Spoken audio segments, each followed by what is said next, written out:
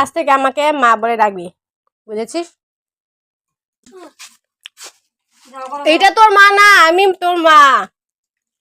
তোর মারে কেউ কয় না যে এটা তোর মা, বুঝছো? আমারে দেখা কই আমি তোর মা, বুঝছো?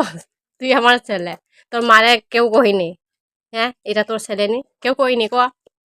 কেউ কয় আমি এটা তোর মা না, তোর মা আমি।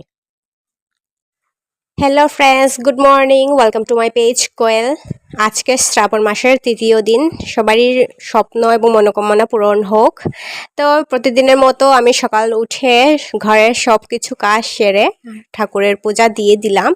তারপর রেডি হয়ে গেছি, মহাদেব মন্দিরে যাব। আজকে যেহেতু শ্রাবণ মাসের তৃতীয় দিন, পুজো দিয়ে আসবো।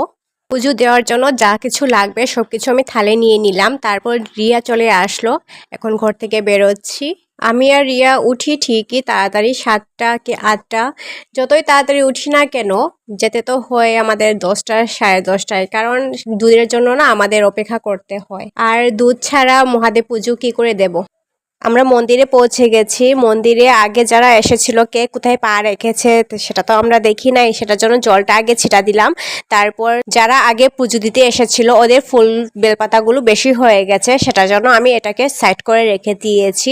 তারপর আমি পুজো স্টার্ট করলাম। প্রথমে জল দুধ ঢেলে তারপর ফুল বেলপাতা দিয়ে পুজো শুরু করলাম। বাতাসের কারণে ধূপকাঠি জ্বালাতে আমার ভীষণ সময় লেগে গেছে। অনেক সময় লেগে ধূপকাঠিটা ফাইনালি জ্বালিয়ে নিলাম। তারপর পুজো শেষ করেছি। এখন আমার পরে রিয়া পুজো দিচ্ছে। ছোট বাচ্চাটা দেখো, ও ভগবানের দিকে না তাকিয়ে আমার দিকে তাকিয়ে আছে। আমি ভিডিও বানাচ্ছি যে, সেটা জন্য আমার দিকে তাকিয়ে আছে। আমি যখন পূজা শেষ করে দাঁড়িয়েছিলাম তখন রিক আমার সাথে ছিল। তো এই মহিলাটা এসেছে পুজো দেওয়ার জন্য, তখন আমাকে জিজ্ঞেস করছে যে এটা তোমার ছেলে নাকি। তখন আমার চেহারাটাই ও দেখেছে, আর বাকি কিছু দেখেনি। তো আমার চেহারাটা দেখে ও জিজ্ঞেস করছে যে এটা তোমার ছেলে নাকি। তারপর না আমার হাতে দেখলো, গলায় দেখলো, তারপরে মাথায় দেখলো। তারপর বুঝলো ও তুমি তো বিয়ে করো নাই। তাই বললাম হ্যাঁ, তো এটা আমার ছেলে নয়, এটা ওর ছোট ভাই, মানে ওই যে রিয়ার ছোট ভাই।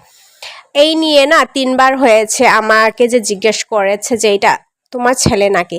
আরেকবার আমাদের টাউনের বাড়িতে গেছিলাম রিককে নিয়ে, ওর ছোট ছেলেটার নাম রিক। তো ওই রিকটাকে নিয়ে আমি গেছিলাম, তখন একদিনে 2টা মহিলা আমাকে জিজ্ঞেস করেছে যে এটা তোমার ছেলে নাকি। মানে কি বলবো, কোন অ্যাঙ্গেলে ওই বাচ্চাটাকে আমার ছেলে মনে হয়?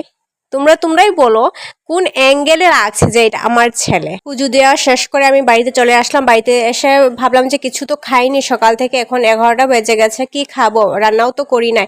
তারপর ভাবলাম যে চিড়ার পোলাও বানিয়ে ফেলি ঝটপট করে, নিরামিষ।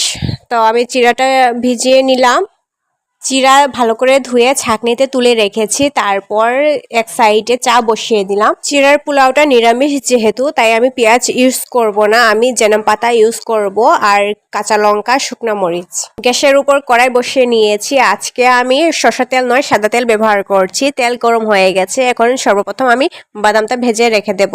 বাদাম ভেজে নেওয়ার পর শুকনো লঙ্কা ভেজে নেব, তারপর কেটে রাখা জেনাম পাতা আর কাঁচা লঙ্কা সবগুলো মিক্সড করে ভালো করে ভেজে নেব। আমি চিড়ে ধোয়ার পর এইভাবে ছালনিতে রেখেছিলাম জলগুলো ঝরে পড়ার জন্য। দেখো কিভাবে ঝরঝরে হয়ে আছে। জেনে পাতাগুলো ভাজা হয়ে গেছে, এখন চিড়ে দিয়ে দেব। চিড়ে দেওয়ার পর হলদে গুঁড়ো, নুন, অল্প চিনি আর বাদাম দিয়ে ভালো করে ভেজে নেব।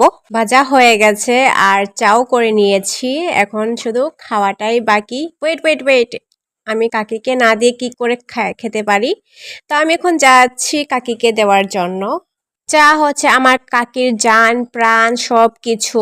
এই চার জন্য কাকি গরম ঠান্ডাকেও বিসর্জন দিতে পারে। তো আমি শুধু চা নয়, আমি যা কিছু করি বা যা কিছু বানাই না কেন আমি ওদের সাথে শেয়ার করে খাই। আমি একা একা কোনো দিন খাই না, আমি সব কিছু কাকি ওদের সাথে শেয়ার করি। তো আজকের ভিডিও আমি এখানেই শেষ করছি। সবাই ভালো থেকো, সুস্থ থেকো, বাই বাই।